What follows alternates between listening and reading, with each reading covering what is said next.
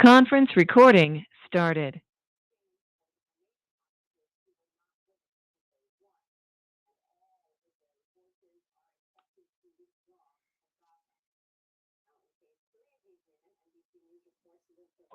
Mesdames, Mesdemoiselles et Messieurs, bonsoir et bienvenue sur votre émission favorite, émission qui parle de la politique ivoirienne, analyse politique. Une fois de plus encore, nous voulons rappeler à tous nos auditeurs que c'est une émission qui parle de la situation socio-politique et même économique de notre pays, très rarement économique parce que nous ne sommes pas des économistes, nous ne sommes pas très forts dans la matière, mais au moins nous sommes capables d'analyser les faits sociopolitiques de la Côte d'Ivoire, surtout l'impact de la société, de la politique sur la société ivoirienne, l'impact des choix de nos leaders sur la vie du peuple ivoirien, le peuple ivoirien dont nous faisons partie.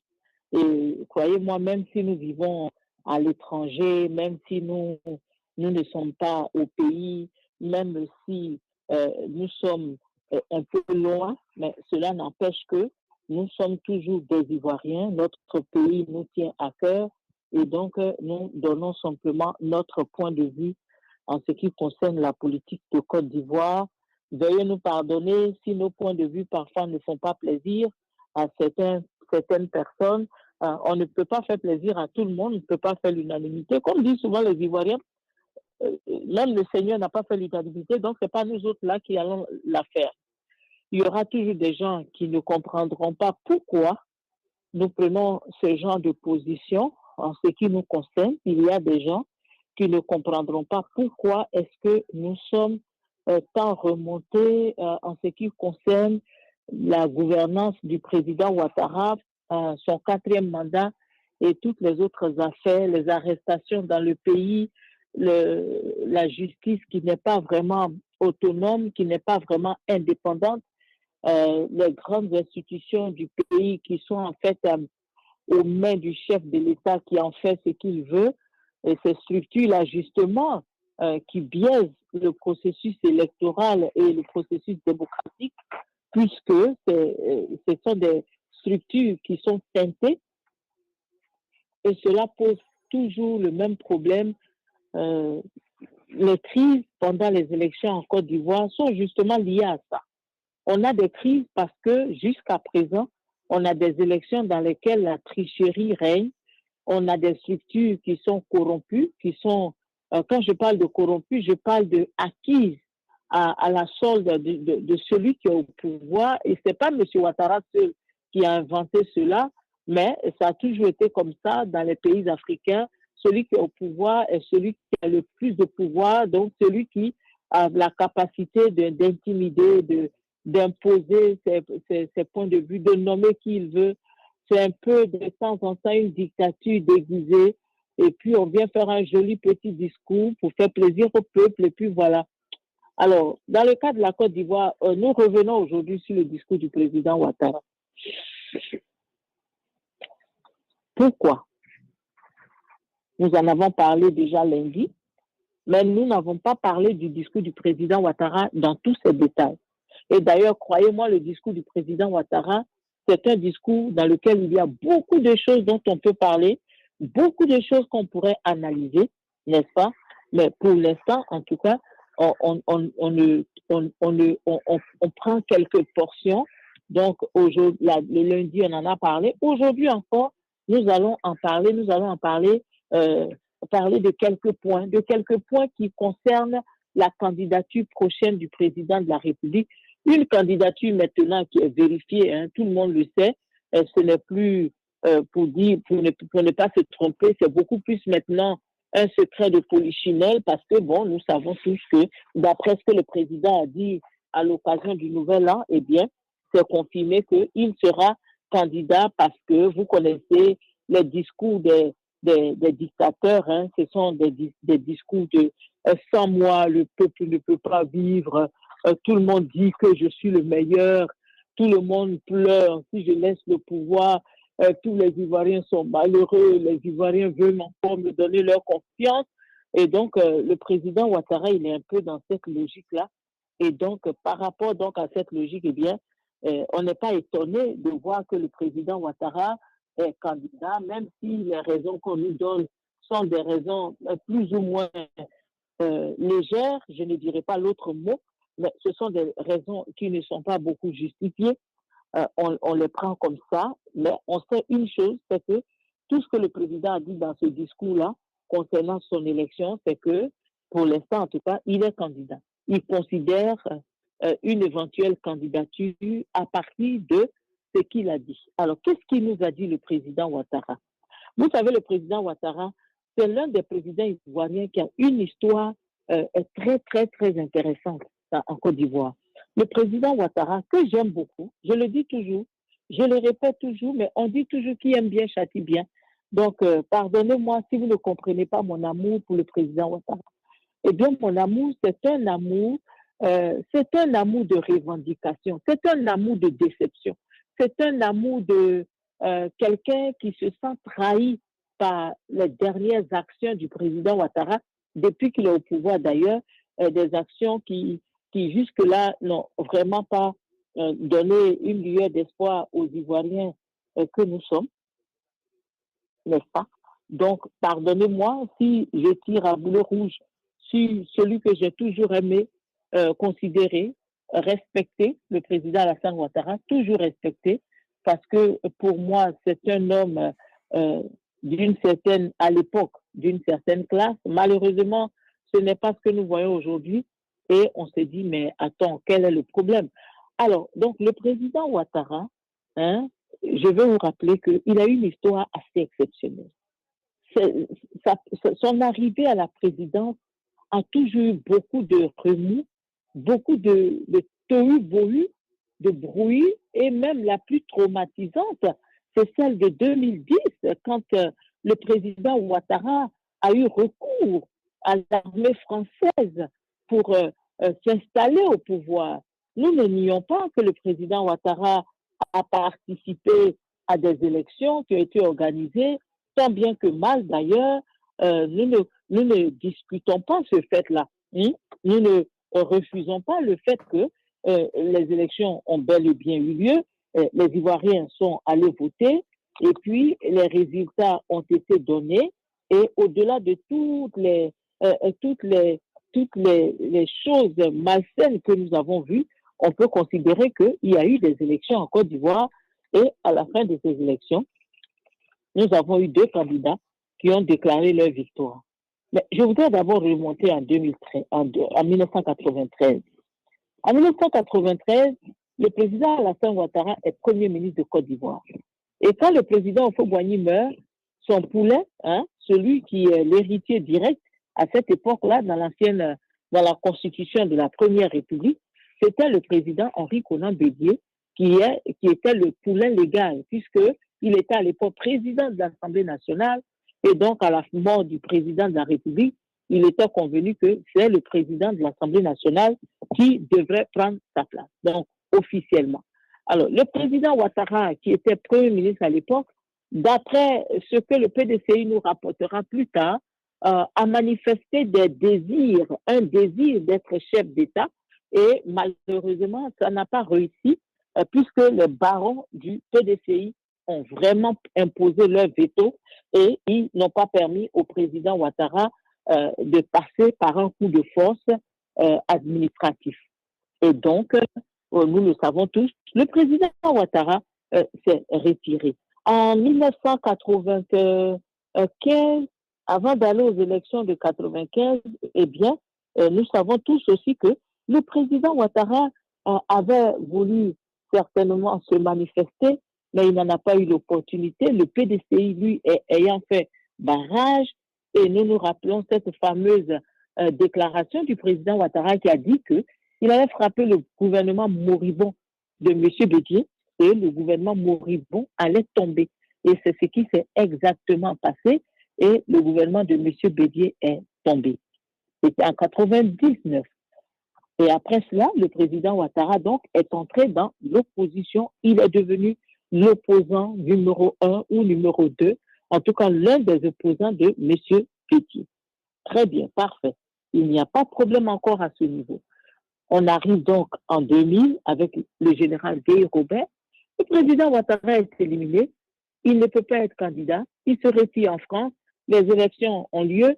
Le président Ouattara déclare que le pouvoir est dans la rue. Nous le savons tous comment ça s'est terminé. Les jeunes enfants ont tous couru pour aller dans la rue, pour aller ramasser le pouvoir qui traînait certainement à Bobo et à William Séville. Et malheureusement, ils ne l'ont pas trouvé. Beaucoup sont morts. M. Ouattara se retire. Alors, ce qui devient intéressant, c'est que quand M. Laurent Gbagbo prend le pouvoir en 2000, M. Ouattara a un statut qui est forclos en Côte d'Ivoire. Si M. Gbagbo veut s'en tenir au texte, M. Ouattara ne peut plus jamais, mais alors plus jamais, être candidat en Côte d'Ivoire. Le général Guy Robert et le président de la Cour constitutionnelle de l'époque, M. Tia Kone, avaient signé le glas pour M. Ouattara. Et donc, à la suite de ces événements, le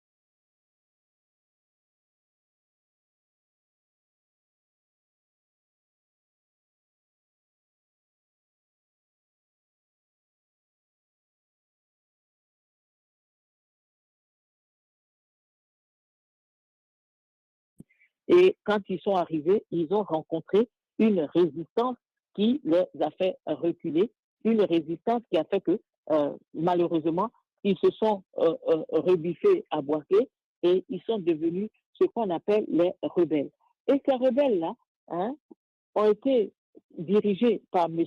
Soro Guillaume, qui est devenu le porte-parole de ce qu'ils ont appelé les forces nouvelles et qui a même écrit un livre pour expliquer pourquoi lui, Soro Guillaume, il a pris les armes aux côtés de la rébellion pour permettre à M. Ouattara d'être président.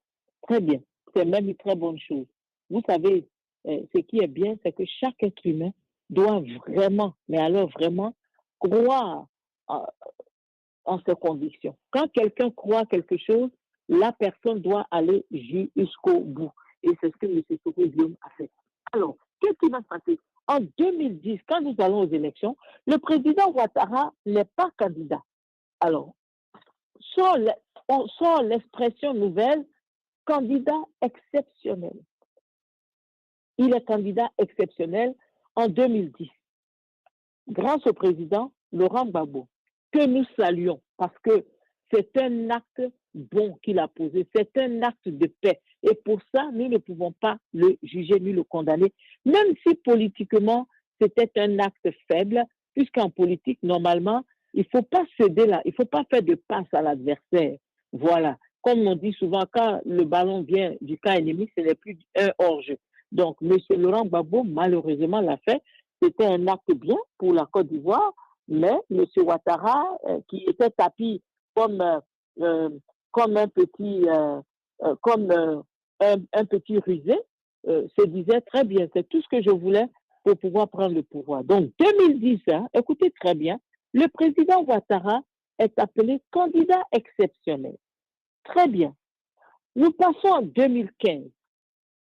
En 2015, il est dans son deuxième mandat, donc c'est légitimement que le président Ouattara postule. C'est tout à fait normal. Tous les Ivoiriens sont d'accord que le président Ouattara a le droit d'être candidat et même s'il gagnait les élections, c'est encore normal.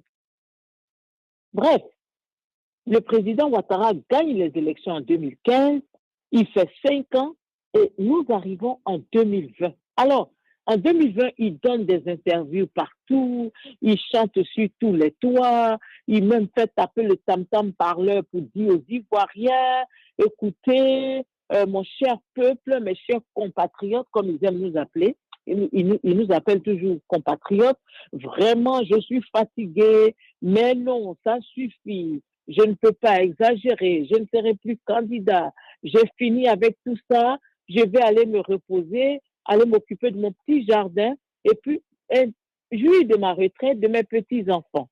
Tout le monde applaudit Monsieur Alassane Ouattara qui est en train de nous dire tous ses suiveurs, tous les troubadours de la cour Ouattara sortent, les Bakongo, les Adjumani et tous ceux-là nommés-les que vous connaissez, viennent nous dire que le président Ouattara ne peut pas être candidat. Le ministre de la Justice, M. Ouattara, ne sera pas candidat après 2020 parce que ce ne sera pas une candidature légale. La Constitution ne lui permet pas.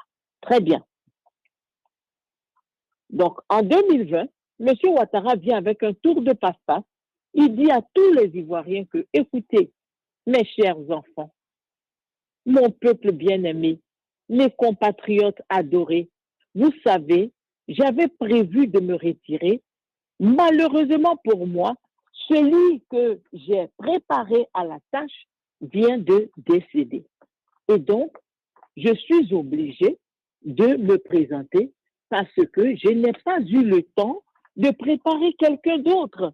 C'était le seul espoir du parti, le seul que j'ai préparé et malheureusement pour moi, il est décédé. Alors, qu'est-ce que vous voulez que je fasse? Je suis bien obligé de me présenter. Alors, tout le monde dit, oh, le pauvre Ouattara, oh, le président, son cœur doit être brisé, notre pauvre président.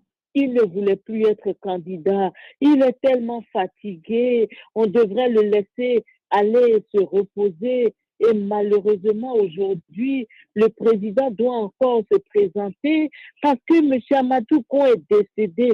Quelle horreur! Comme c'est dommage, comme ça fait pitié. Oh, le pauvre président. Alors, tout le monde a compassion du président. N'est-ce pas ça, ce qu'aime le guide éclairé?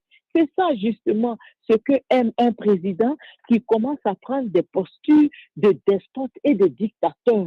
Il aime que son peuple pleure pour lui. Il aime que son peuple ait pitié pour lui. Il aime que son peuple comprenne qu'il est dans les problèmes. Oh, que ce qu'il fait, c'est le sacrifice de soi. On avait déjà entendu ce mot avec le président Fobouani, le sacrifice de soi, bien entendu. Alors, M. Ouattara, donc, en 2020, devient président par un coup de force majeure.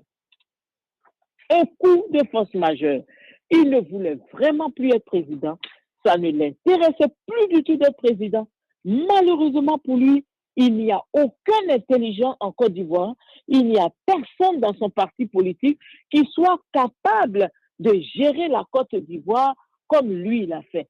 Alors, il doit se représenter. Il doit revenir en 2020 parce que M. Amadou Kon, l'espoir de toute une nation, l'espoir de tout un parti politique, l'espoir de tout un peuple vient juste de décéder.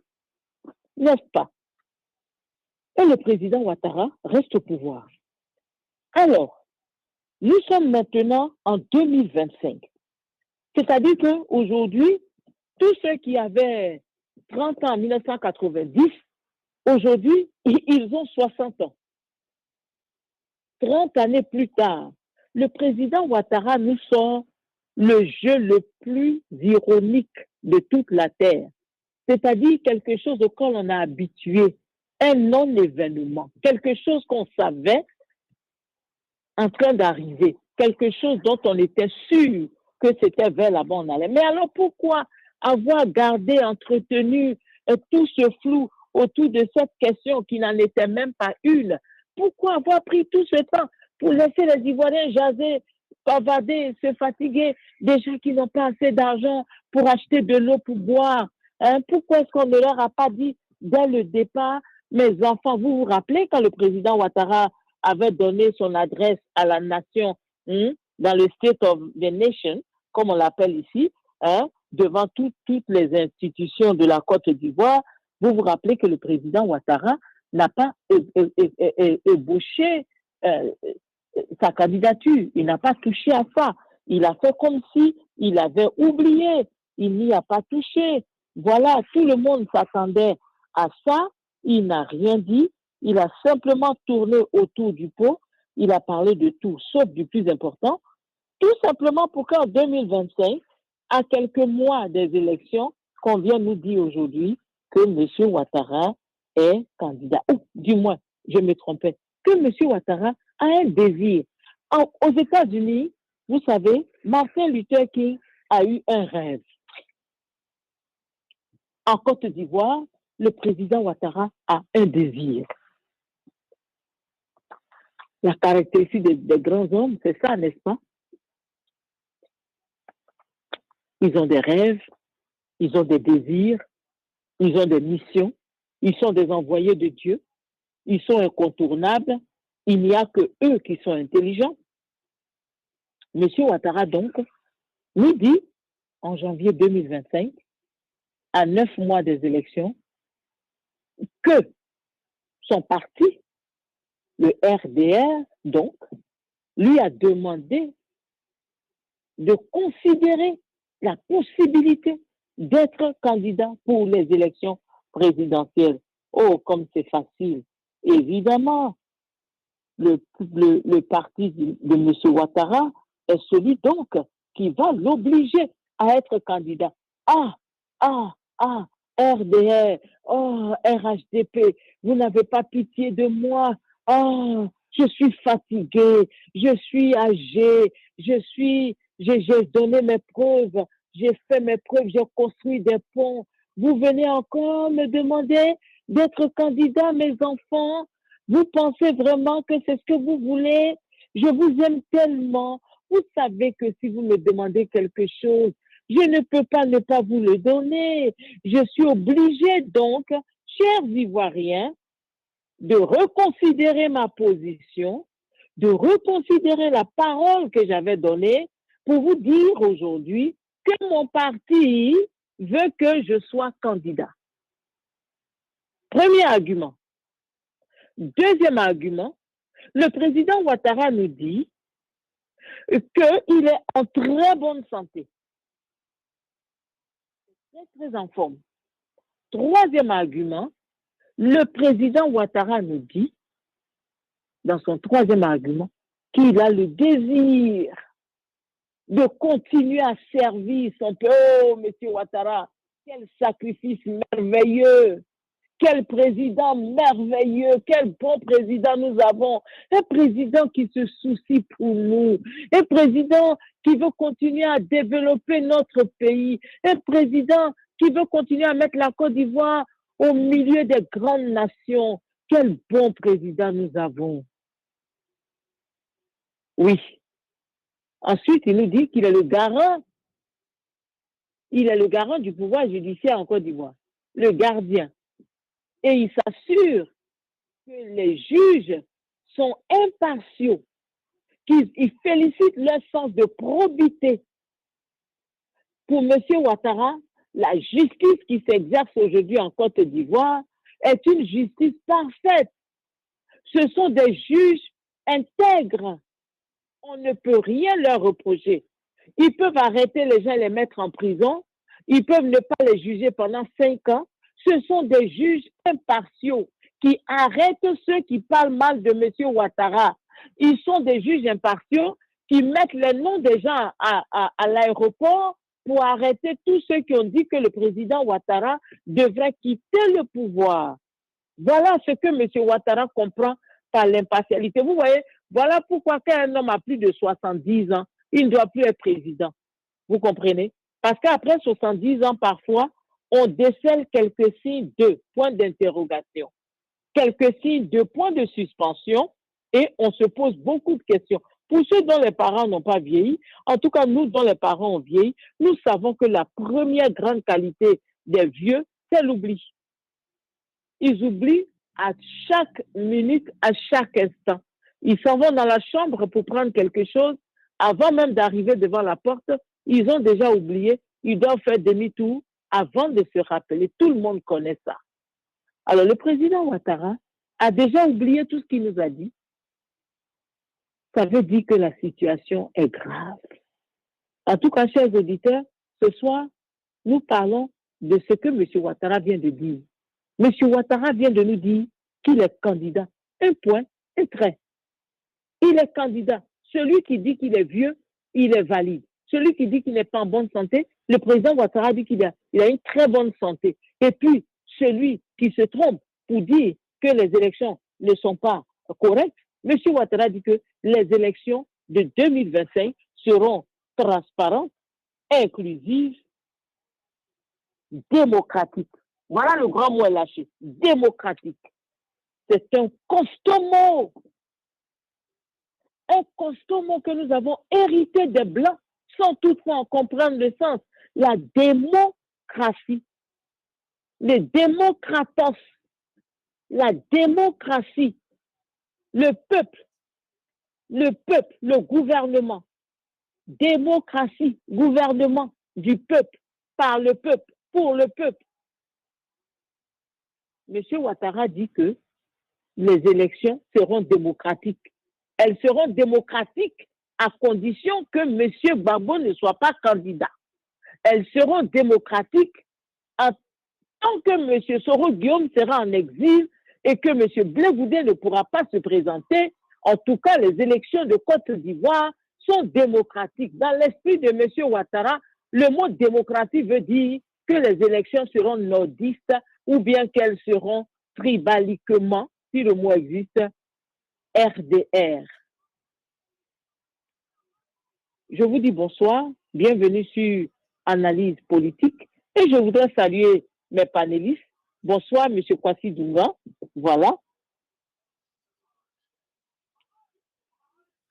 Et bonsoir, M. Adjei. Pasteur Aka, vous êtes là? Vous m'entendez? Oui, j'étais en mute là. Merci beaucoup. Merci, maman. Oui, Pasteur Aka, voilà. Je vous entends. Bonsoir. Voilà. Bonsoir. Monsieur Adjei, vous êtes là? Bon, j'espère que M. Adjei n'est pas au pays des merveilles. Voilà. Alors, M. Kwasi Dunga, c'est vrai que M. Ouattara n'a pas encore officiellement dit qu'il est candidat, mais en écoutant son discours, pour nous qui savons quand même réfléchir, on comprend tout de suite que le président Ouattara est candidat pour 2025. Qu'est-ce que vous en pensez? Merci, Sister Sarah. En tout cas, vous avez fait du théâtre, je pense bien. Parce que la manière dont vous avez présenté la situation actuelle en Côte d'Ivoire relève de la grande de savoir-faire et de grande imagination. En tout cas, merci pour ça. Vous avez bien joué la scène théâtrale qui se passe aujourd'hui en Côte d'Ivoire. Merci pour le compliment. Alors, M. Dramane Alassane, ce n'est pas parce qu'il est vieux qu'il oublie. Non, il n'oublie pas. C'est pas parce qu'il oublie, c'est pas parce qu'il est vieux. Dramane est conscient avec tout son être de tout ce qu'il fait à la Côte d'Ivoire. Il le fait de manière consciencieuse et de manière calculée. Et ça, ce qu'il fait, c'est pas parce qu'il est vieux, donc il perd de la mémoire. Non, non, non. Il se souvient de tout. Parce que c'est comme ça qu'il a été. C'est comme ça que Dramane a été. Il est né comme ça. Comment ça s'appelle? Se prendre pour le plus intelligent dans le groupe et penser qu'il est le plus malin d'entre eux ou le plus intelligent que les autres. Donc, il utilise de la ruse et la manipulation pour, comment ça s'appelle, dirigé pour tromper ceux qui sont trompables. Moi, j'ai jamais été trompé par Draman Alassane, je le connais depuis très longtemps. Draman Alassane est arrivé aux États-Unis pour combler son déficit intellectuel. Il s'est allié aux globalistes. Ça, c'est bien ça. Dans la vie, il faut savoir faire des choix. Quand tu n'es pas fort, il faut te mettre avec des gens qui sont forts. Donc, ils l'ont bien éduqué dans la manipulation des esprits, dans, comment ça s'appelle, la coordination de la manipulation et du mensonge. Et c'est ce qu'il applique aujourd'hui en Côte d'Ivoire. Et vers Kandigda, nous sommes à 10 mois des élections. Il faut que le peuple ivoirien se réveille pour mettre fin à cette imposture de Draman. Sa candidature en 2010 était une candidature circonstancielle. Circonstancielle, comme vous l'avez bien expliqué. Le président Laurent Gbagbo a fait tout ça pour que la paix revienne en Côte d'Ivoire. Malheureusement, ce n'a pas été le cas. En 2015, tous les Ivoiriens attendaient le double agrégé, M. Francis Vanga Wodier, de venir trancher définitivement si M. Draman était candidable en 2015. Mais comme les Ivoiriens sont des peureux, dans la majorité, il a fui. Il a fui le Conseil constitutionnel. Lui qui est parti s'asseoir en janvier, après les élections de décembre, après les élections de 2010, en octobre 2010, lui qui est parti s'asseoir en France et se pavaner sur les chaînes de télévision françaises pour accuser le président du Conseil constitutionnel, Yao Ndré, pour l'enseigner. Yao Ndré aussi, c'est un agrégé en politique. Pour enseigner Yao Ndré qui ne devrait pas proclamer le résultat, mais plutôt il devrait annuler les élections pour des irrégularités, ou une élection entachée d'irrégularités, je ne sais pas d'où est sortie cette loi-là. Lui, M. Francis Vodier, plus tard, c'est lui qui va prendre le poste de monsieur Yao Ndré, accusé de tous les maux. Au moment où lui, tout le peuple ivoirien, de lui de dire tranché sur l'éligibilité de Draman, il a fui. Il a fui. Alors, si on revient sur M. Ouattara lui-même, cette candidature, est-ce que vous la trouvez légale ou pas?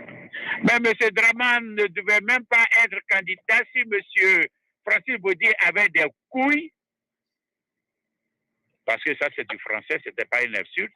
S'il avait des couilles, il allait proclamer... Vous savez exactement ce que c'est, M. Bina. Oh oui. N'essayez pas de nous baratiner, vous savez très bien ce que vous avez dit. Donc, M. Francis Vodier devait trancher définitivement cette histoire et on n'aurait pas eu de problème d'élection en 2015 ni 2011. Et la réponse, c'était de dire à M. Draman que vous n'êtes pas éligible parce que il y a le Conseil constitutionnel d'alors, la Cour suprême d'alors avait déjà rendu son verdict concernant l'éligibilité de M. Draman Alassane Ouattara. Et puis c'était tout, le débat était terminé, on allait sauver des vies.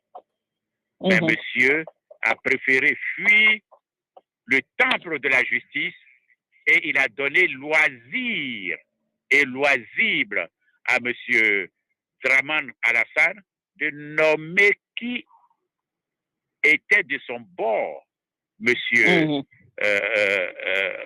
le président du Conseil constitutionnel, qui est mort aujourd'hui et qui est mort depuis peu, qui est venu confirmer la candidature de M. Draman Ouattara par dérivation mathématique, c'est-à-dire que, considérant ceci, considérant ça là, considérant nanani, nanana, par dérivation, M. Draman est candidat. On connaît la suite, c'est loisible, on connaît ce qui s'est passé en 2020, où la tête de monsieur d'un Ivoirien a été coupée, où la gendarmerie a déployé tous les moyens de l'État pour tuer et persécuter les Ivoiriens pour que Draman soit réélu. Donc, il a été élu en 2020. Il n'y a plus de problème qu'il ne soit pas réélu pour qu'il ne soit pas encore candidat en 2025. On peut tolérer l'élection de Draman Ouattara en 2015. On peut passer l'éponge là-dessus. Mais on ne peut pas passer l'éponge sur la candidature de Draman en 2020, lorsque lui-même, 4 ans avant, en 2016, a fait voter une nouvelle constitution et il a juré de ne pas se représenter. Il a juré, c'est son conseiller juridique, le président, voici encore un fautif, Ouraga Obou. Ouraga Obou est l'auteur des 2 dernières constitutions en Côte d'Ivoire, la constitution de 2000, qui a envoyé la guerre en Côte d'Ivoire, et la constitution de 2016, qui a envoyé encore des tueries en Côte d'Ivoire. Je pense que ce monsieur ne devait même pas pouvoir se mirer dans ce miroir. Donc, la candidature de 2020, oui, rapidement, la candidature de 2020 est inacceptable comme la candidature de 2025. Merci. D'accord. Merci, M. Dougan. Alors, Pasteur Aka, bonsoir. Oui, bonsoir, Sister Sarah. J'espère que vous m'entendez bien. Je vous entends très bien. Alors, aujourd'hui, nous parlons de la candidature du président Ouattara qui vient de l'affirmer dans son discours et sa rencontre avec le corps diplomatique en Côte d'Ivoire. Il est donc candidat. En fait, ce n'est pas de sa faute. Si on veut le présenter de façon comme lui l'a présenté, ce n'est pas de sa faute. C'est son parti qui lui demande de se représenter comme candidat aux élections. Alors, qu'est-ce que vous pensez de cela? Ben, merci. Bonsoir à tous les panélistes, M. Kwasi Dougan et tout le monde. Vous voyez, c'est vrai que c'est une situation triste, mais aujourd'hui, moi, je n'en veux pas au président Ouattara. Parce que si lui, il est dans sa logique, si le président Ouattara est en train de violer la Constitution, si le président Ouattara est en train de dire qu'il est candidat en 2025, c'est parce que le boulevard lui a été ouvert. Il faut aller à la source. Le problème que nous avons, ce n'est pas sa personne, ce n'est pas lui. Le problème que nous avons, c'est nos constitutions, c'est nos leaders, c'est nos juristes. À commencer même par le président Babo, qui est un historien, qui a combattu le président Ouattara. Non, je dis le président Babo. La responsabilité aujourd'hui, c'est qu'il ne sait pas, on parle de s'il va être candidat ou pas. Je veux dire que quand je dis que c'est la responsabilité des Ivoiriens, de nos jurys, de nos leaders, je commence par la première responsabilité sur le président Babo, qui était le garant de la Constitution. Même s'il recherche la paix, en tant qu'ancien politicien, combattant, historien, tu ne peux pas aller organiser une élection quand ton pays est divisé et quand l'adversaire a des armes. De 2, tu ne peux pas t'enfermer dans une chambre parce qu'un président te demande quelque chose pour que toi, tu abuses de ton pouvoir constitutionnel pour prendre un article, pour faire de quelqu'un qui a été déjà éliminé par la Constitution, par la Cour suprême. Sans même consulter le peuple. Sans même consulter le peuple, tu le rétablis. Alors, aujourd'hui, il ne faut pas en vouloir au président Ouattara. Nous n'avons pas de responsable de juridiction solide. De deux, en 2015, le président Bédié, qui n'est plus, vient faire l'appel de Daoukro pour encore faire un boulevard, pour encore confirmer son éligibilité. Pourtant, en 2010, on sait dans quelles conditions il a été candidat, à cause de Marcoussi, machin et tout.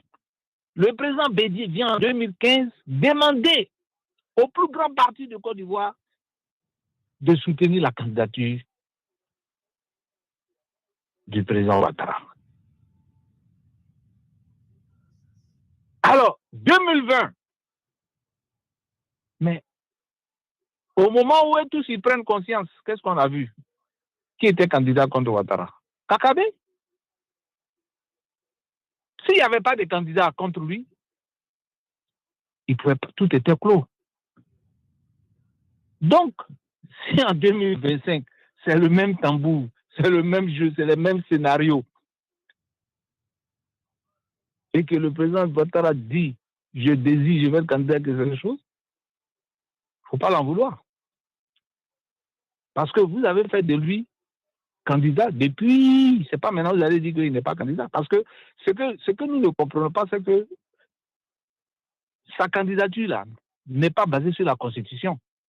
Sa candidature est basée sur les accords de Marcoussi et puis sur la décret de M. Gbagbo. Voilà, c'est ça qui est basé sa candidature. Donc, maintenant, le deuxième point. Pourquoi je dis qu'il ne faut pas l'en vouloir? À sa place, je ferai la même chose. Pourquoi ne pas l'en vouloir? La Cour constitutionnelle, c'est les seuls qui peuvent prendre leur responsabilité, l'éthique morale, les valeurs qui régissent leur fonction. Quel que soit le prix à payer, il faut faire respecter la loi, il faut faire respecter le droit. Tout le monde parlait de poser sa candidature, mais la Cour constitutionnelle peut vous éliminer, comme ils ont éliminé beaucoup d'entre eux, avant comme maintenant. Et puis, vous n'oubliez pas que la Cour constitutionnelle aujourd'hui est à la solde de M. Ouattara. Mais justement, c'est parce que la Côte d'Ivoire a besoin d'une réforme totale. Parce que tous les présidents qui sont venus au pouvoir, c'est eux qui ont toujours désigné les membres de la Cour constitutionnelle. Voilà. Donc, nous sommes dans un État présidentiel. Donc, tout autour du pouvoir du président. Mais il y a quand même l'éthique morale, il y a quand même la moralité. Ce n'est pas parce que le président vous a nommé que vous, les années de droit que vous avez étudiées, vous allez mettre ça dans la poubelle pour violer votre... Mais Pasteur Aka, écoutez, Pasteur Aka, quand on vous nomme par complaisance, donc il ne s'agit plus de vos diplômes là. Oui, mais c'est ce que vous pouvez faire. Donc ne soyez pas, mais justement, ne soyez pas étonnés que ces gens-là mangent dans la main du président puisqu'ils ont été nommés pour ça. Oui, mais parce que le président, il va toujours nommer des gens. Je ne vais pas citer son nom. Je connais un ancien ministre qui a démissionné parce que ce que le gouvernement lui demandait de faire était contre les règles économiques. Il a préféré démissionner. Mon propre cousin, qui est décédé, qui était directeur de la SONATT, tous les soirs, tous les jours, on lui demandait de prendre les recettes pour envoyer quelque part. Il a refusé. Bon, comme nous sommes dans un pays présidentiel, on l'a enlevé de son poste, mais aujourd'hui, il est décédé. C'est-à-dire, tant que nous n'avons pas des hommes qui peuvent valoriser nos institutions, même si c'est le président c'est lui qui nomme, même si vous en nommez, lui vous nomme en fonction des besoins du peuple, en fonction des besoins du pays, vous prêtez serment. C'est comme la commission électorale aujourd'hui. Le président de la commission électorale, Il organise les élections là par rapport à quoi? Par rapport au peuple. Mais il doit avoir une dignité. C'est pas parce que le président a mis là-bas que... Non, c'est ce que vous pensez. Il n'organise pas les élections par rapport au peuple. Il les organise par rapport à celui qu'il a mis là. Mais justement, c'est pour ça que je dis... Il a été mis pour que les élections soient organisées, de sorte que celui qu'il a nommé gagne les élections. Oui, mais justement, c'est pour ça que je dis, il ne faut pas en vouloir au président Ouattara. Il ne faut pas l'en vouloir. S'ils n'ont pas des gens, les postes vont être vides, mais ils les nomment. Par rapport à quoi? Par rapport à leurs valeurs. On a vu au Sénégal, la Cour constitutionnelle, la Commission électorale, ils ont été nommés, mais ils ont été fermes à respecter le droit. Ce qui n'a pas permis à Macky Sall de faire un passage de force. Dans un pays, il faut des gens capables, qui peuvent dire non quand il s'agit de dire non, qui peuvent dire oui quand il s'agit de dire oui, pas des gens qui vont vendre leur dignité, tout simplement parce qu'on leur donne de l'argent, tout simplement parce qu'on leur donne à manger. Mais ceux-là, ils vont payer ça un jour devant Dieu, parce que le karma qui est là, ça suit. Peu importe les années que ça va prendre. Donc, il ne faut pas en vouloir le président Ouattara. C'est vrai que le président Ouattara doit être dans une logique pour comprendre que constitutionnellement, il n'est pas éligible. Ça, il le sait. Mais il n'appliquera pas parce qu'il n'est pas candidat par rapport à la Constitution, il est candidat par rapport à un accord à cause d'une crise.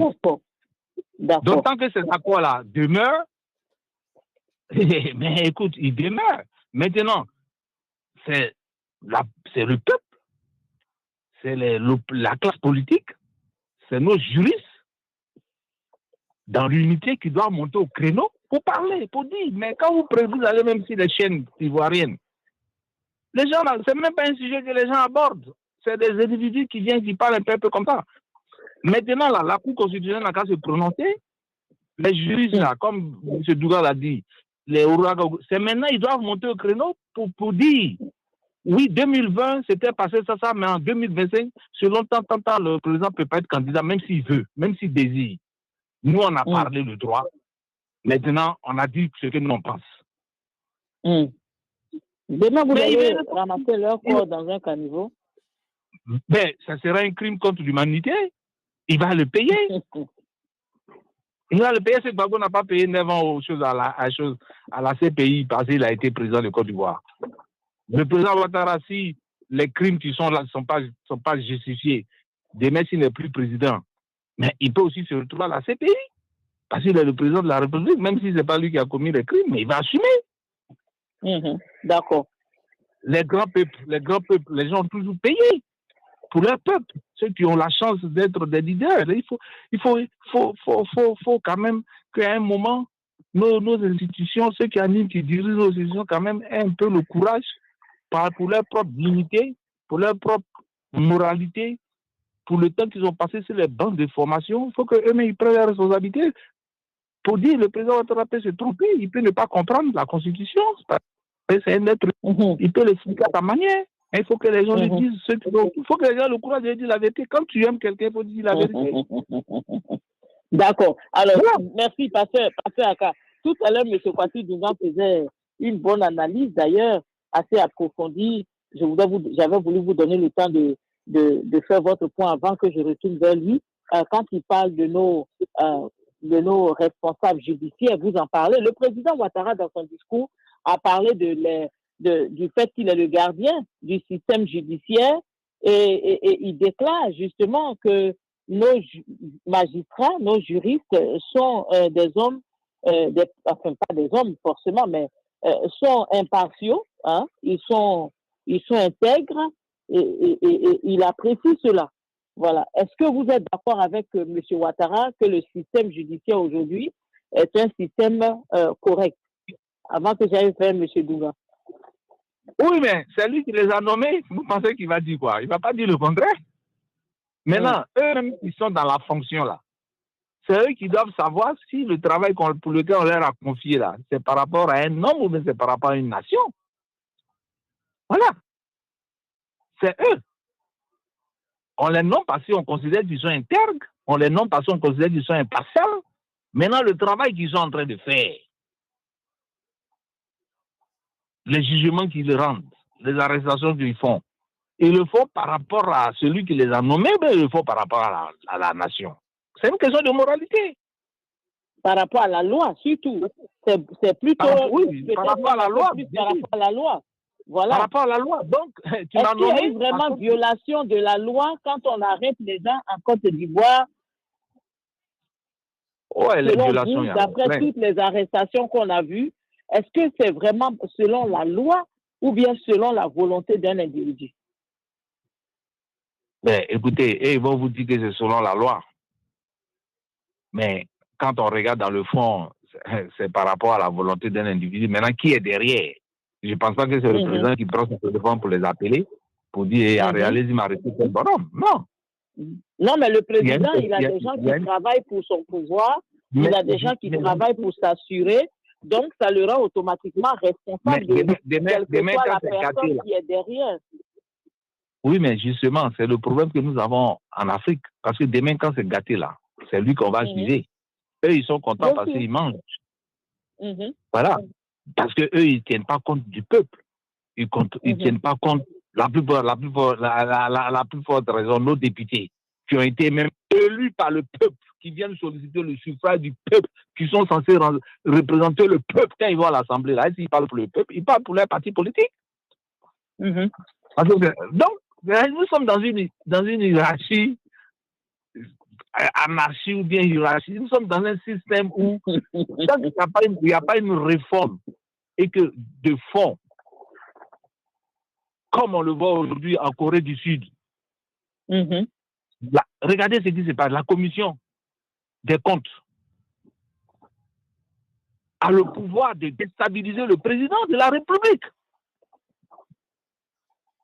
Pourquoi? Parce qu'ils ont reçu, ils ont le pouvoir. Ils ne dirigent pas le pays, mais ils sont là pour le peuple, parce que c'est le peuple qui travaille, c'est le peuple qui fournit. C'est nos planteurs, c'est nos enseignants, c'est nos docteurs, c'est notre armée, c'est notre sécurité, c'est eux qui travaillent sur le terrain, c'est eux qui font que le pays fonctionne. Mais on les paye avec des miettes. Pourquoi? À cause d'un individu? À cause d'un système? Ah non, à un certain moment, il faut s'arrêter pour dire, bah, écoute, nous t'aimons bien, tu es bien, tu fais le travail, machin, mais écoute, à un certain moment, il faut que quelqu'un parle, il faut que les gens parlent. Ça va l'aider lui-même. Mais si on ne lui dit pas la vérité, mais lui, il continue dans sa logique. Le pouvoir qui est là, ça corrompt, comme on le dit.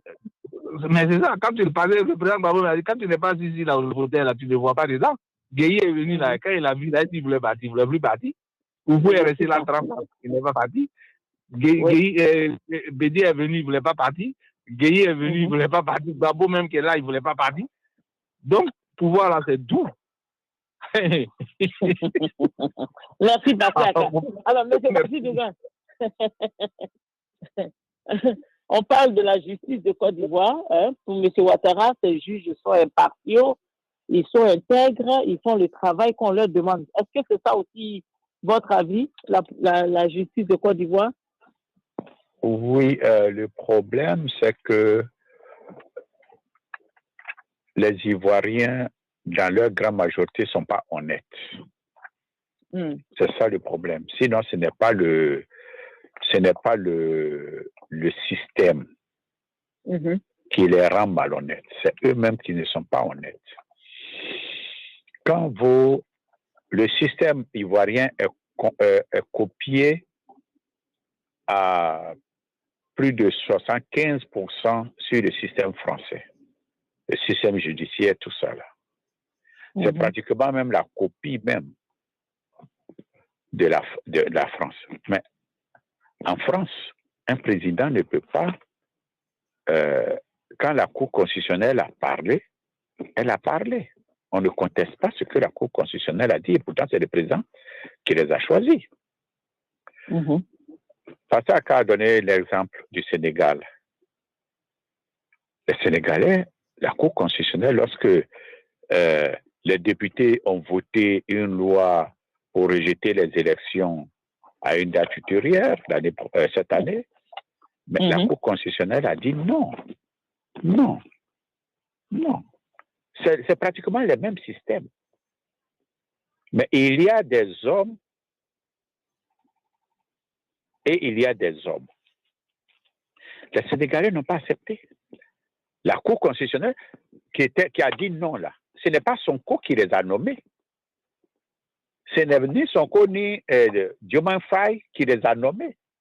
Ils ont été nommés avant par le président Macky Sall. Mais Macky Sall voulait faire une forfaiture avec son parti. Avec son parti. Ils ont fait une forfaiture.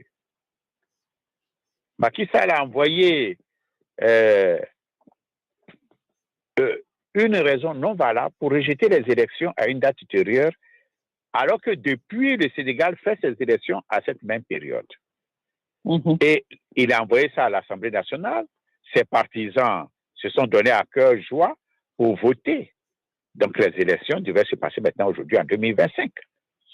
Mais la Cour constitutionnelle, nommée, établie par Macky Sall lui-même, s'est levée pour dire, pas question, on va aux élections dans combien? Dans 2 semaines, pour remplir le calendrier électoral. Et ils sont partis aux élections. Monsieur Sonko, monsieur Diomaye Faye, il n'y avait que 2 semaines pour faire campagne. Ils sont allés aux élections et ils ont gagné. Mais en Côte d'Ivoire, qui peut faire ça? Qui a le courage?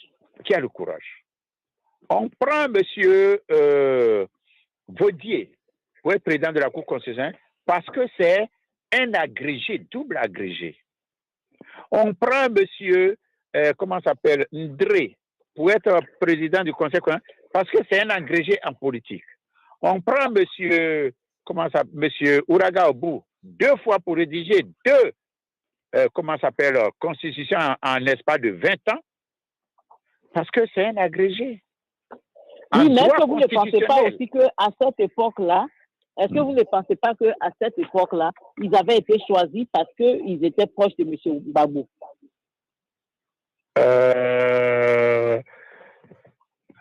Monsieur Vaudier n'est pas. Je sais que M. Vaudier est du PIT, je comprends, oui. Mais je veux dire que d'une manière ou d'une autre, ce sont des gens qui n'étaient pas, en tout cas, pro-RDR. Oui, mais M. Ouraga était un pro-RDR. Après le coup d'État de 1999, c'est un pro-RDR. Il y a longtemps, il est RDR. Oui.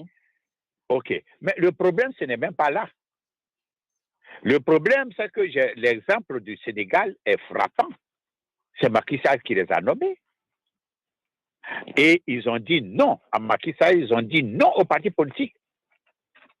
Lorsque le président, monsieur, après, pour aller voter la Constitution, après avoir voté la Constitution de 2016, monsieur Ouraga Obou est venu donner une interview fleuve dans le journal Fraternité Matin pour dire que Dramane ne peut pas être candidat. Monsieur, lorsqu'on votait la Constitution de 2016, eux-mêmes, sur leur, leur flyer, leur carte de publicité, ils ont bien dit que cette Constitution ne permet pas à Dramane Ouattara de se présenter. Donc, lorsque M. Dramane décide de se présenter, la Cour constitutionnelle devait rejeter la candidature de Dramane en 2020. La Cour constitutionnelle que Dramane Ouattara a mis en place devrait rejeter la candidature de M. Dramane Ouattara. Je voudrais dire une chose à ce sujet. Il y a ce que le peuple peut décider, il y a ce que le peuple, ou bien les suiveurs d'un leader, ou bien le parti politique d'un leader peut décider. Et il y a ce que la Constitution peut rejeter. Monsieur Dramane Ouattara, 2020, la Cour constitutionnelle devrait dire à M. Dramane que vous n'êtes pas, votre candidature est irrecevable. C'est simple. Même si c'était force majeure, ils n'ont pas de candidat quand même. Comment s'appelle? M. Gon Coulibaly n'est pas le seul homme à l'intérieur du RDR pour qu'il n'y ait pas de successeur. Oui, mais à cette époque-là aussi, c'est le PDCI-RDA qui avait justifié, validé ce choix En de M. 2015, Ouattara. en 2015, le président Konan Bédié dit que ce pont-là mérite un deuxième mandat. En 2015, M. Konan Bédié lance, comment ça s'appelle, l'appel de Daoukro. Ça, c'est quelqu'un qui parle. C'est un partisan qui parle. Ça n'a rien à voir avec le droit.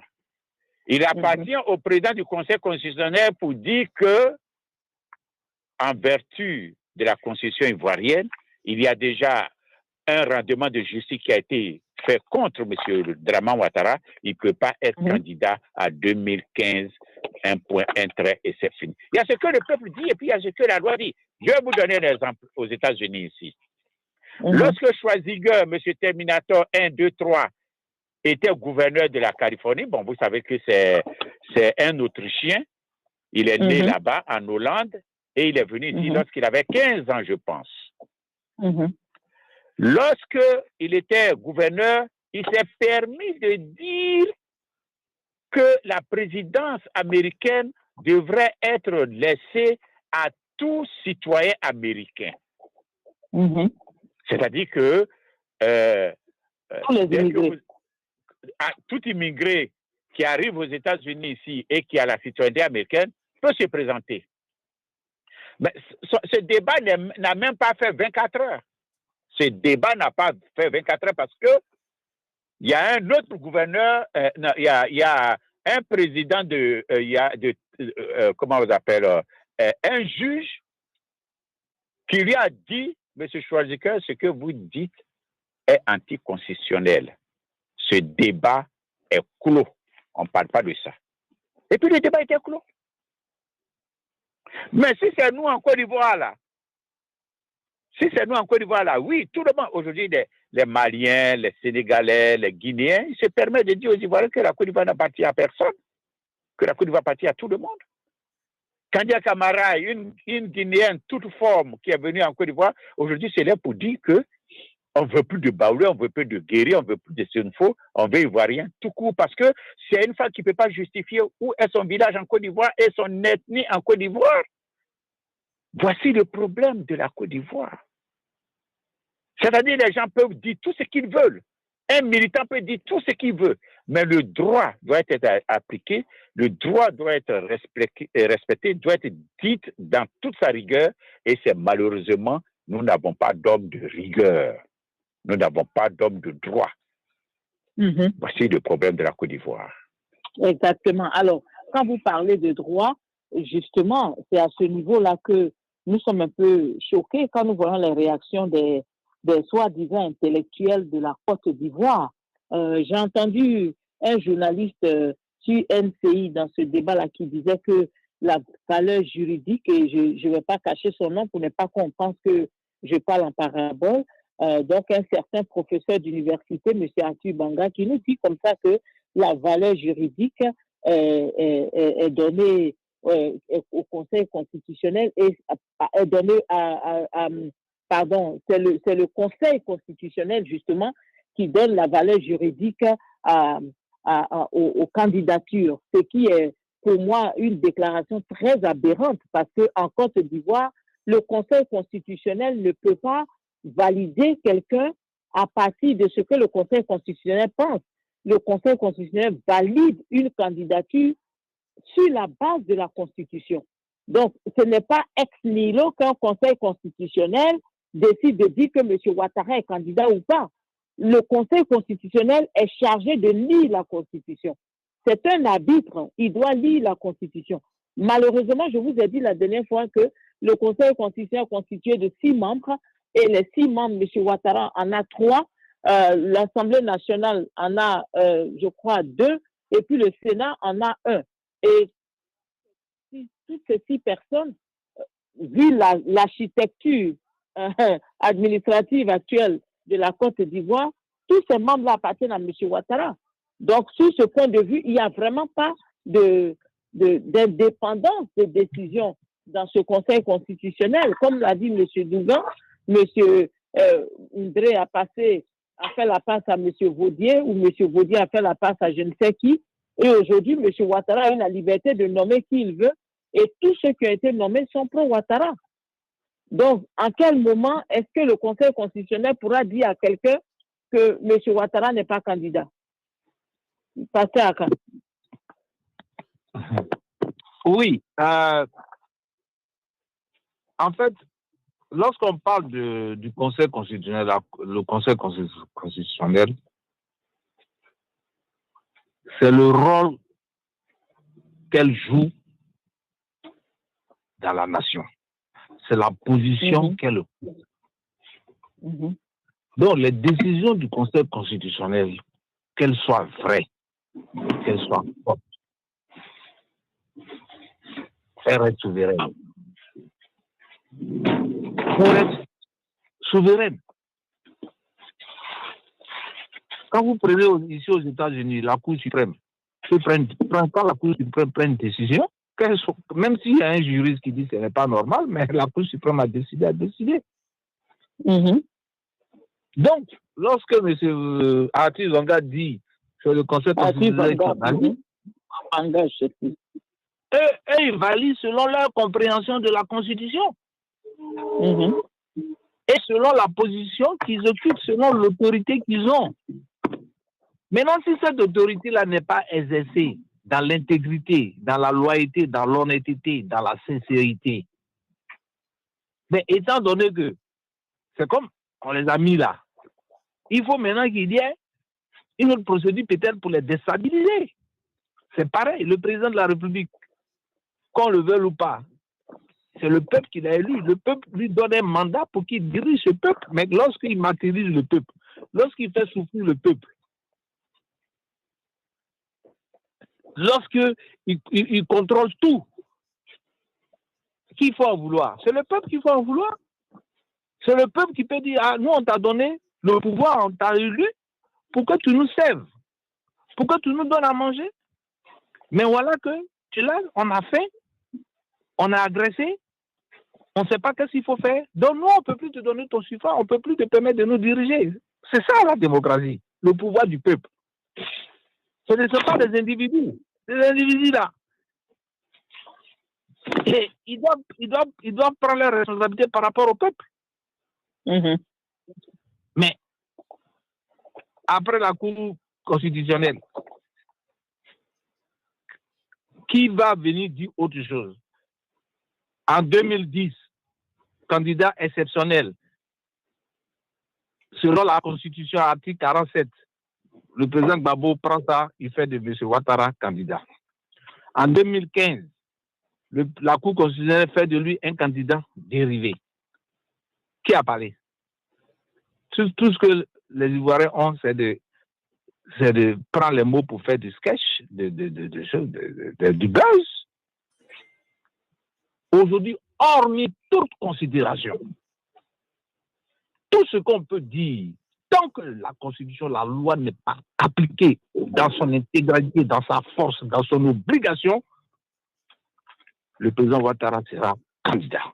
Si le désir, comme il le dit, je désire, il ne dit pas la Constitution me permet d'être candidat, il dit je désire. De la manière dont il a désiré depuis 1999, il désire aujourd'hui. Je suis en forme. Je désire continuer, je désire servir. Tout le monde désire être président de la République. Maintenant, ton désir là-haut, est-ce que la loi te permet? Est-ce que la Constitution te permet? C'est les hommes qui lisent la Constitution. C'est la grande question à laquelle ils ne peuvent pas répondre, parce que la seule réponse d'ailleurs qu'ils trouvent à cette question, c'est de dire aux gens que non, il est le deuxième mandat de la 4e République, ou je ne sais pas moi. Comment ils appellent ça déjà? La Côte d'Ivoire a changé de nom. Voilà, parce qu'ils savent qu'ils ne peuvent pas aller sur le plan légal. Sur le plan légal, M. Ouattara est forclos. Donc, ils nous sortent des excuses du genre, c'est la 2e République de la, je ne sais pas quoi, de la je ne sais pas, le deuxième mandat de la 3e République, je ne sais pas, 4e République. Le peuple n'a qu'à prendre ses responsabilités pour dire, nous, on ne va plus te voter. On t'a donné 3 mandats, tu as demandé 5, on t'en a donné 3, ça suffit. Quels que soient les travaux que tu as faits, quelles que soient les qualités, quel que soit le bilan positif, on veut essayer aussi d'autres personnes. On veut avancer. On ne veut plus qu'un président reste la vie. C'est le peuple. C'est le peuple. Et malheureusement, on n'a pas ça. C'est les électeurs, malheureusement. Les Ivoiriens ne vont pas voter. Parce que tout le monde reste pour bavarder, c'est tout. On ne va pas s'enrôler, on ne cherche pas à aller s'enrôler. Puis c'est tout. Voilà. On boycotte. Tout ce qu'on sait faire, c'est de boycotter. Mais à un certain moment, quand vous boycottez et puis vous n'arrivez pas à atteindre vos objectifs, même s'il y a tricherie, si le peuple sort mobilisé pour aller voter et qu'on sait déjà dans l'esprit du peuple le changement, la tricherie ne passera pas. Mais ceux qui vont voter là, c'est les étrangers qu'on a mis sur la liste électorale à 80%. Parce que les Ivoiriens même ne vont pas s'enrôler. Si vous demandez à 10 Ivoiriens, peut-être vous allez trouver 2 ou 3 qui sont enrôlés, les autres là, non, ils sont découragés. Oh, c'est une erreur d'être découragé. C'est une erreur. Il faut se faire enrôler. Parce que ta voix compte. Et si tout le monde est enrôlé et que vous votez un président, que vous vous rendez compte que dans la majorité, vous avez choisi pour le changement et qu'on vous arrache, mais les preuves seront là. En ce moment-là, vous allez réagir. En 2000, lorsque le peuple a voté Gbagbo et que Gueye voulait tronquer, est-ce que le peuple n'est pas sorti pour chasser Gueye? Parce que le peuple était conscient qu'ils ont voté Gueye. Donc, en 2025, si le peuple est conscient, le peuple est déterminé pour dire « Ok, président Ouattara, merci pour tout ce que tu as fait pour nous, mais nous, on a décidé de faire un changement. Nous, voilà le candidat que nous, on a voté et que la commission vient donner notre résultat, le peuple va sortir. » Parce que chacun va se sentir touché dans son orgueil pour dire « Non, on a volé mon vote. » Et quand c'est comme ça, Dieu vous supporte. Les gens vous supportent. L'armée vous supporte. La sécurité vous supporte. C'est ça. Mais si le peuple ne veut pas aller voter, le peuple ne veut pas aller s'enrôler, parce qu'ils savent, c'est pour ça que l'enrôlement est fait explorer. Oui, mais malheureusement, l'enrôlement a été aussi biaisé. Le problème que nous avons aujourd'hui, il faut que l'opposition se réveille vraiment, c'est que M. Ouattara, comme je le dis toujours, a su préparer son coup depuis qu'il a pris le pouvoir. Ils ont eu le temps de mettre en place tout ce qu'ils devaient mettre en place pour que, au moment des élections, ils puissent contrôler tout le système. Et c'est ce qui a été fait. Donc aujourd'hui, l'opposition se bat, c'est vrai, mais le problème c'est que M. Ouattara et son groupe sont assez avancés dans ce qu'ils ont mis en place comme machine. Et cette machine-là, justement, elle empêchera les opposants de gagner, quel que soit ce qu'ils vont faire. Parce que, écoutez, le Conseil constitutionnel appartient à M. Ouattara. La Cour constitutionnelle à M. Ouattara. Le découpage électoral est à la solde de M. Ouattara. La CEI est à la solde de M. Ouattara. Bon, qu'est-ce que vous pensez qu'on va changer en 10 mois avant que les gens n'aillent aux élections pour que les opposants soient sûrs de gagner? Oui, mais justement, c'est pour cela que si la population est mobilisée à s'enrôler pour voter, la commission sera obligée, les gens seront obligés de reculer parce que tout le monde veut s'enrôler. On ne peut pas leur dire ne vous enrôlez pas. Mais vous allez devant un bureau d'enrôlement, il y a peut-être 10 personnes, 20 personnes. Mais parce que les gens n'ont pas de pièces d'identité, Pasteur Aka. Mais ils n'ont qu'à lever les pièces. Écoutez, Pasteur Aka, pour témoignage, il y a des gens qui ont fait, moi je connais des personnes qui sont allées faire des pièces d'identité pour les élections de 2020. Vous comprenez? Et ces pièces d'identité n'ont jamais été libérées. Vous avez entendu la dame à qui on a dit qu'on utilisait son identité pour voter. Pourtant, elle n'a jamais reçu de carte d'électeur. Oui, mais ça c'est vrai. C'est vrai, tout ça fait partie de la fraude. Mais voilà, donc il y a ce système de frauduleux qui a été installé et qui fait que ceux-mêmes qui ont postulé pour avoir des cartes d'identité, beaucoup n'ont pas reçu leur carte d'identité, surtout quand vous vous appelez Kouadio ou bien Guéhi ou bien etc. du sud et de l'ouest, vous n'avez pas assez de chances d'avoir vos pièces. C'est fait exprès, justement. C'est pas parce que les gens ne veulent pas s'enrôler, mais ils ont biaisé le système. En ce moment, puisque personne ne souhaite la violence, en 2025, si le président Ouattara dit les candidats, les gens doivent s'arranger de telle sorte qu'il n'y ait pas de candidature opposée à lui. Il n'a qu'un candidat unique. Peut-être que ça va l'invalider, mais... Oui, il n'a qu'à le seul. M. Ouattara, ça ne va pas du tout le déranger de toutes les façons. Non, mais il ne peut pas... S'il va une candidature seule, ça ne sera pas validé. Parce que là, ce n'est pas une élection démocratique. Nous ne sommes pas dans un parti. Monsieur Pasteur Aka, vous parlez comme si Draman Ouattara a une conscience. Il n'a pas de conscience, monsieur Draman Ouattara. Il n'a pas de conscience. Pour parler de la question que la sœur a posée sur l'intervention de Banga, Atu Banga, que j'ai suivi. C'est malheureux. C'est malheureux. Très malheureux.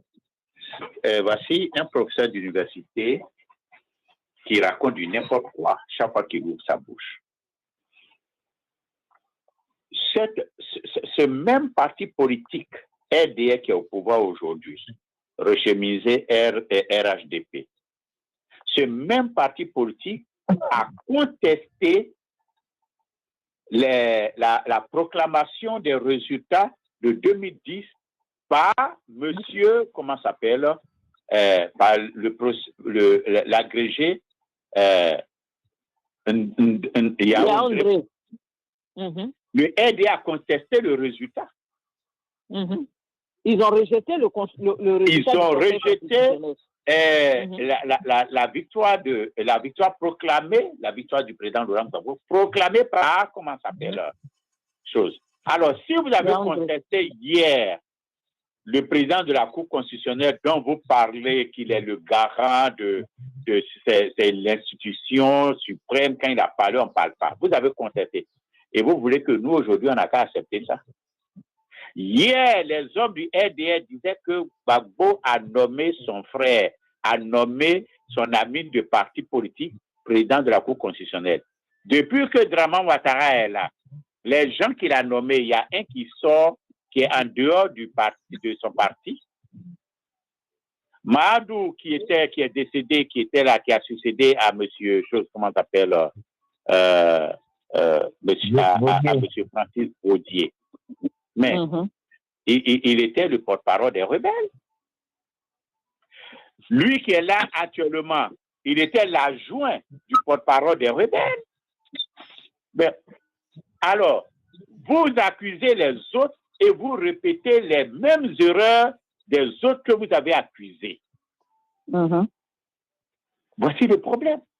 Donc, on est en droit aujourd'hui au PPACI de contester toute décision prise par le Conseil constitutionnel. Ce n'est pas le PPACI seulement, c'est la Côte d'Ivoire entière qui doit contester ce que le Conseil constitutionnel... Parce que hier, vous avez contesté pour les autres et vous n'avez pas fait mieux que les autres. Donc, nous aussi, on va contester vos décisions qui ne sont pas tachées du sceau de la justice. La justice est là pour rendre justice aux plus défavorisés, à tout le peuple, à toute la population. Mais si cette justice se met du côté du président d'un parti politique, c'est que ce n'est plus une justice. Lorsque le président Draman devait se présenter en 2020, le ministre actuel, qui est encore ministre de la Justice, était assis devant l'Assemblée nationale en 2020 pour dire que la Constitution actuelle, votée en 2016, ne permet pas à Draman Ouattara de se présenter à l'élection présidentielle de 2020. Et que si Draman Sobodorait se présenter en 2000, il a utilisé le mot Sobodorais, moi je n'ai jamais entendu ce mot-là, bon, je ne suis pas un Français. Et lui, il va venir démontrer devant l'Assemblée que le président ne peut pas se présenter s'il présentait sa candidature. Mais il est où aujourd'hui? Il est toujours ministre. Ah bon, d'accord. Il est toujours ministre. Et lorsque Draman Ouattara, et il a dit aux députés, ne vous inquiétez pas, restez calme, cette constitution ne permet pas à Draman Ouattara de se présenter en 2020. Et que si d'aventure il se présentait, lui, il allait venir leur comment ça s'appelle, il allait revenir devant l'Assemblée nationale pour contester la candidature de Draman Ouattara. Et qu'il n'est pas éligible. Mais quand Draman Ouattara a posé sa candidature, il était où? Il n'est plus revenu parler. M. Bakongo, il n'a plus parlé. Ouraga Obo n'a plus parlé. Aucun.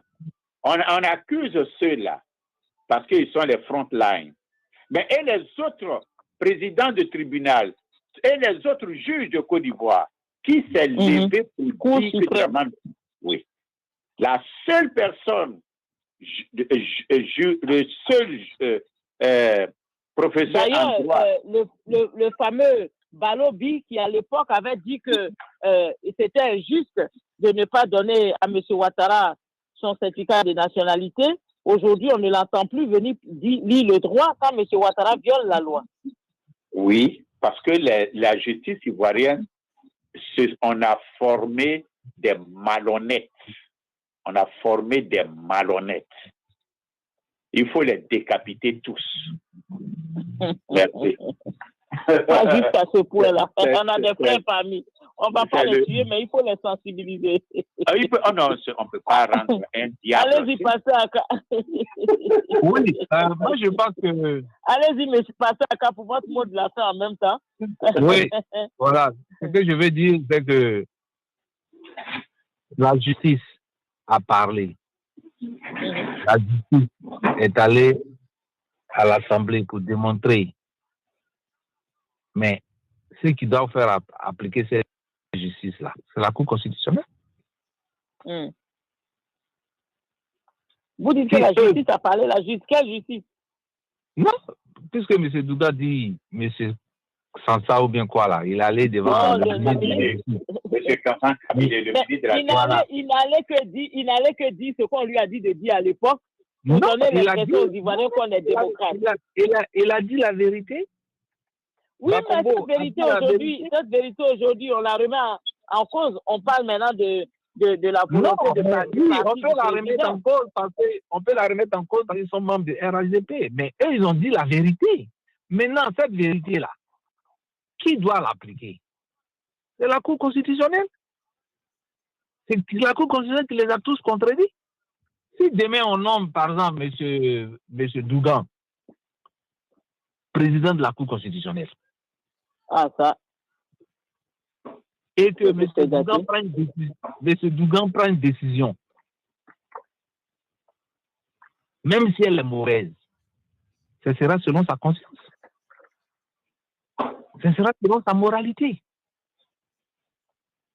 Même si, parce que la justice a dit, les juristes ont dit publiquement sur les antennes que cette constitution-là ne permet pas au président Ouattara d'être candidat. Le président Ouattara, lui, ce n'est pas son problème, il a son désir, il allait déposer sa candidature. Non, il n'a pas encore déposé, mais en tout cas, on sait que ça va arriver. Non, je parle en 2020. Il allait déposer 2020, sa candidature. d'accord. Il a déposé. La Cour constitutionnelle a validé. Vous voulez la vouloir? Il ne faut pas la vouloir. C'est comme le président Gbagbo. Quand il est revenu, il allait s'enrôler. Il n'est pas dit de poser des choses. C'est un ancien président. Qu'est-ce qu'ils ont fait? Ils l'ont retiré. Ils ont dit, non, toi, on t'a condamné, malgré qu'il n'a jamais vu de lettre de condamnation. Mais ils disent qu'on t'a condamné. Donc, nous, on ne peut pas t'inscrire. Voilà le courage qu'ils ont eu. Donc, si la Cour considère le courage de dire au président Ouattara, écoute, c'est vrai que tu as dirigé le pays, mais dans le fond, tu ne peux plus être candidat. Il va les faire quoi? Il va les mettre en prison. Il les met en prison. Non, mais écoutez, il ne va pas les tuer. La tactique du président, on l'a vu d'ailleurs il n'y a pas longtemps avec Seki Bakongo. Quand vous faites ce genre de choses, on sort tout de suite vos problèmes d'État. Oui, on l'a vu avec Billon qui a commencé à s'agiter aussi. une fois que la Cour constitutionnelle a pris une décision pour dire que nous, on n'a plus que le droit, vous ne pouvez plus être candidat, il a quel pouvoir encore pour les arrêter ou bien pour les choisir? Parce qu'il ne sera pas candidat, donc il aura un nouveau président. C'est tout. Avant même ça, quelque chose va se faire. Il ne va pas attendre qu'il y ait le nouveau. Merci. Parce que les élections se passent pendant la fin du mandat du président.